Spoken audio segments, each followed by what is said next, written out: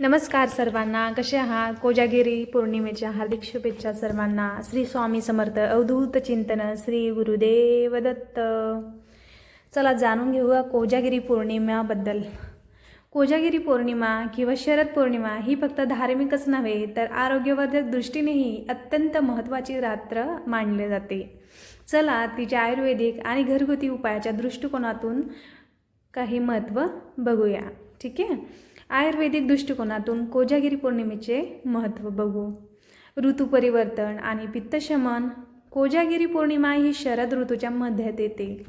या काळात उन्हाळ्यानंतर शरीरात पित्तदोष वाढतो.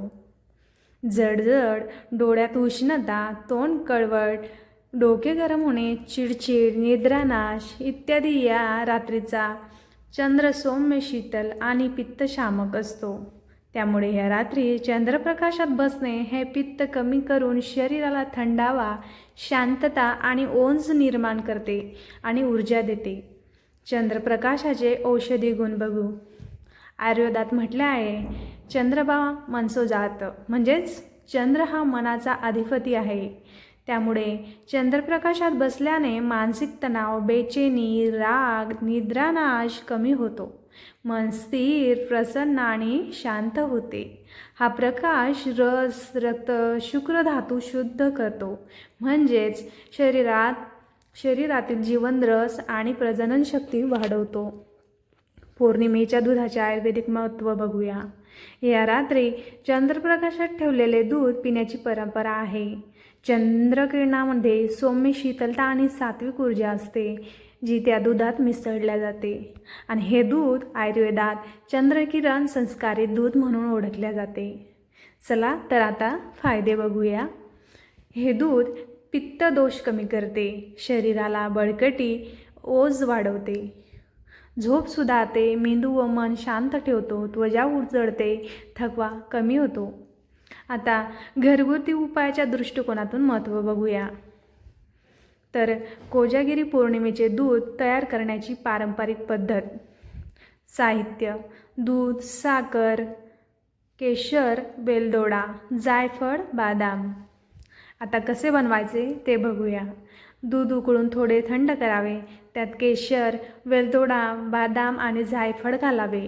हे दूध चंद्रप्रकाशात 2 ते 3 तास ठेवावे आणि नंतर सर्वांनी शांत मनाने त्या दुधाचे सेवन करावे.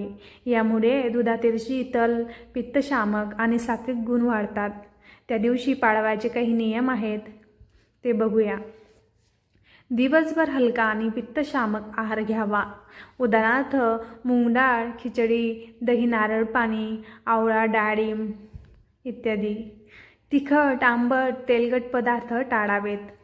सूर्यास्तानंतर शांत मनाने चांदण्यात बसावे, म्हणजेच आभाळाखाली. खोल श्वास घेणे, ध्यान करणे किंवा भजन कीर्तन ऐकणे मनशांतीसाठी हे उत्तम असते. कोजागिरी पौर्णिमेचे आयुर्वेदाच्या दृष्टीने आरोग्यासाठी काही आरोग्यदायी फायदे.